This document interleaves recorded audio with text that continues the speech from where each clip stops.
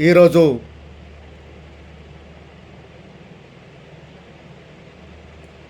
కాంగ్రెస్ ప్రభుత్వం చేస్తున్నటువంటి పాలన కార్మికులకు శాపంగా మారింది. గతంలో మరి ఎన్నో హామీలను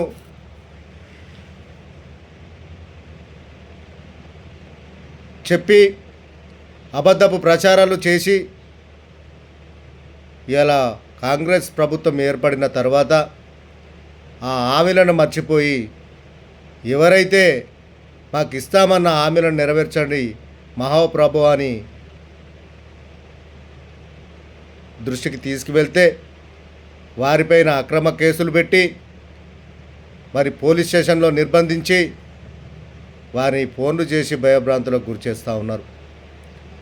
ఈరోజు తెల్లవారుజామున రాష్ట్ర కార్మిక విభాగం ఎలాంటి ధర్నాలకు పిలుపునియకపోయినా ఆశా అక్కలను అరెస్టులు చేసి పోలీస్ స్టేషన్లలో నిర్బంధించడం పై మేము ఖండిస్తూ ఉన్నాము. మరి వారిని వెంటనే విడుదల చేయాలి. ఎవరైతే అరెస్ట్ అయిన అక్క చెల్లెలు ఆశా అక్కలు అధైర్యపడవద్దు. మనం చేస్తున్న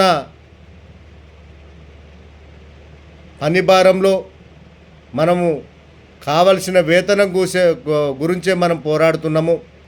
వాళ్ళ ఇస్తానన్న హామీలు నెరవేర్చమని పోరాడుతున్నాము. కాబట్టి ఎలాంటి అధైర్యపడద్దు అని ఇవాళ మేము కార్మికుల తరపున మేము మీకు తెలియజేస్తూ ఉన్నాం. మరి గతంలో కూడా మాకు పని భారం పెరుగుతుంది, మాకు వేతనం పెంచండి అని ముఖ్యమంత్రి దృష్టికి తీసుకువెళ్ళడానికి ప్రయత్నిస్తే ఆశా అక్కలను అరెస్టు చేసి వారిపైన లాఠీ చార్జ్ చేసి ఓ మహిళలని చూడకుండా కూడా వారిపైన దుర్మార్గంగా కేసులు చేసిన విషయం మనం చూస్తూనే ఉన్నాం.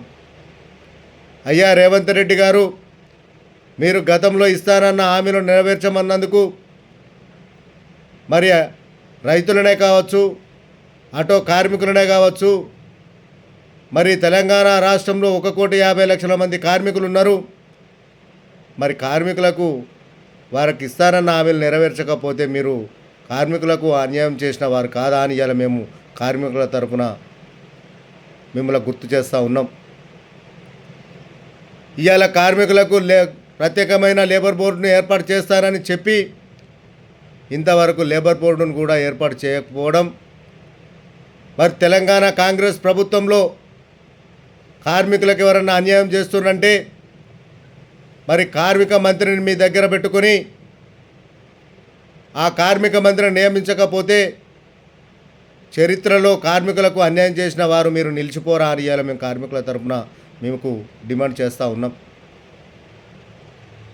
అయ్యా రేవంత్ రెడ్డి గారు, మీరు ఇస్తారన్న హామీలను పక్కన పెట్టి కార్మికులపైన ప్రజలపైన సౌతి పిరవ చూపించుకుంటూ మీరు ఎవరైతే మీరు నిలదీసిన వారిని అరెస్టులు చేయిస్తున్నారో, ఫోన్లు చేసి బెదిరిస్తున్నారో, మీ ఫోన్ కాళ్లకు మీ అక్రమ అరెస్టులకు బెదిరేవారు ఎవరు లేరు ఇక్కడ.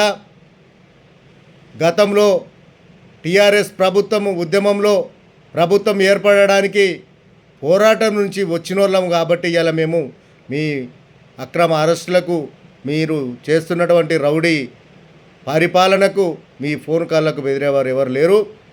మీరు ఇస్తారన్న హామీలు నెరవేర్చకపోతే గతంలో మీరు ఏదైతే మేము అసలు ముట్టడి కార్మికుల పక్షాన మొదలుపెట్టినామో అది మళ్ళీ మాకు ఇచ్చేంత వరకు మేము పోరాడతామని కార్మికుల తరఫున మేము డిమాండ్ చేస్తూ ఉన్నాం.